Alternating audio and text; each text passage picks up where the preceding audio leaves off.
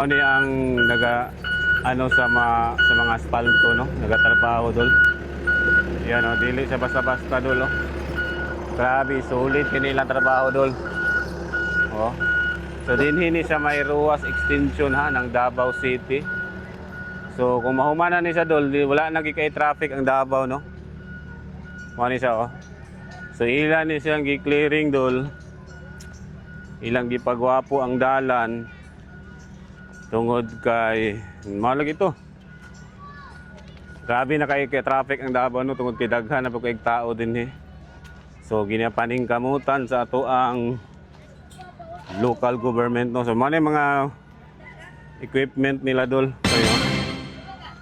So Highview Resources and Development Corporation ni sila nga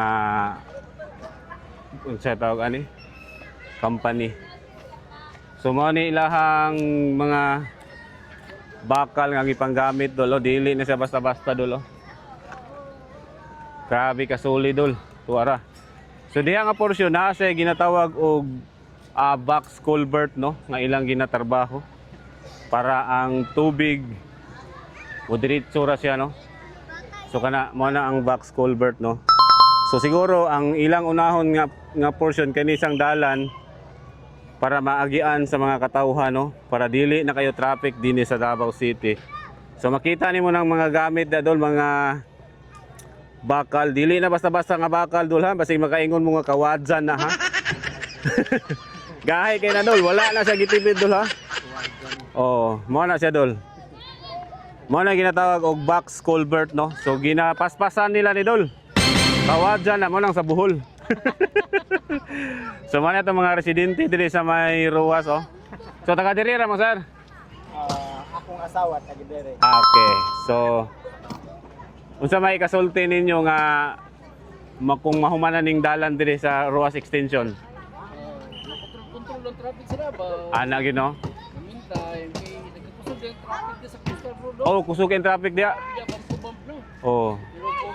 Kung ma-open na ni siya. Meantime open, mabawas-bawas sa rin. Ayun, so mo na nakanindot di ano, dako kay siya katabang dol. Tungod kay mabawasan ang traffic sa Davao City, unya magamit na pud siya sa katawhan. Yon.